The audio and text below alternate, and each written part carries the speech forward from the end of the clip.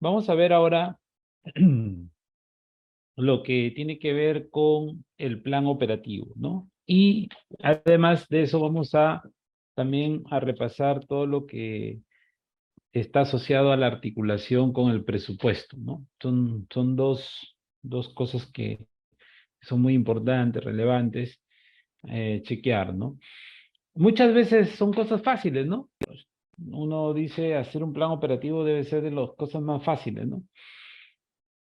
Sí, en realidad es fácil, pero el problema no está en cómo hacerlo, ¿no? Sino cuál es el contexto en el que hago el plan operativo, cuál es la realidad que estoy manejando, cómo es que debo matizar estas condiciones de desenvolvimiento de la intervención para poder atender mejor justamente la realidad que tengo y a partir de eso tener una buena configuración de las características y condiciones de la intervención.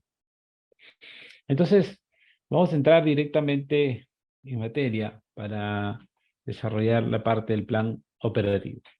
Lo primero que hay que tener en cuenta cuando yo hago plan operativo institucional es que este es un plan de corto plazo, que lo debo hacer en un contexto de un plan de mediano plazo, que es el PEI, y que lo debo hacer teniendo presente las competencias y funciones de la unidad ejecutora desde la cual estoy haciendo el POI, ¿no? Porque el POI se hace a nivel de la unidad ejecutora, pero comprendiendo las características y condiciones de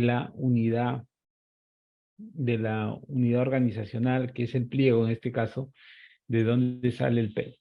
Y luego, claro, ubicándome pertinentemente en qué campo de acción estoy, ¿no? Desde el Estado, desde qué ámbito estoy dentro del Estado batallando por el desenvolvimiento de la intervención. Entonces aquí el esfuerzo va a estar situado en ese contexto, ¿no? Para poder abordar las condiciones del planeamiento. ¿Qué debemos tener en cuenta cuando hacemos este plan, ¿no? Primero, el esfuerzo va a estar en llegar a las actividades operativas, ¿no? ¿Cómo llego a las actividades operativas? ¿Cómo despliego el plan hasta enfrentarme a las actividades operativas? Un segundo esfuerzo va a estar asociado a plantear el tratamiento de las inversiones, ¿no? Dentro del marco del desarrollo del plan operativo, cómo voy a contemplar las características y condiciones con las que debo hacer las inversiones.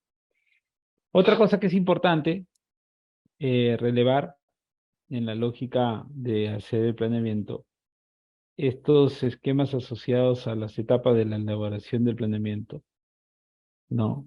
Y luego hacia las características de gestión de riesgos para poder entrar en la última fase final, que es la validación y aprobación del plan operativo institucional. Entonces, es relevante esa parte al momento de hacer la intervención. ¿Cuándo se modifica el POI? Cuando yo miro que es modificable el POI. Yo modifico el POI cuando se modifica el PEI o se debe modificar el POI vigente de manera directa. Además, además y por lo general el POI se modifica cuando se presenta mucho cambio presupuestal, o sea, muchas modificaciones, tanto para quitarte como para agregarte, porque a veces te dan plata para tener más competencias, más funciones, entonces ahí ya se desvirtúa la razón de ser y se tiene que modificar, reestructurar, hacer reingeniería y todos esos elementos que van generando una confianza en quien es atendido, ¿no? Entonces, el segundo esfuerzo que tiene para modificarse el POI es cuando hay cambios presupuestales que pueden estar afectando el cumplimiento o de las metafísicas o de las actividades o de las inversiones, ¿no? Y luego cuando también se modifica el POI, dependiendo de la magnitud de cambio, la gradiente de cambio puede llevar a una nueva sintaxis en la lógica de la intervención, ¿no? Para poder, en función a eso, cotejar adecuadamente las características de desarrollo en las que hay que orientar la intervención. ¿Qué estructura hay que tener en cuenta para el POI? La misma que para el PEI, la misma. O sea, tengo que llegar hasta las acciones estratégicas para que en función a esas acciones estratégicas institucionales se pueda ir cotejando las características y condiciones del desenvolvimiento de las actividades. Y bueno, ya a partir de esa línea de desarrollo, se amplifica más las características y condiciones con las que hay que hacer la intervención.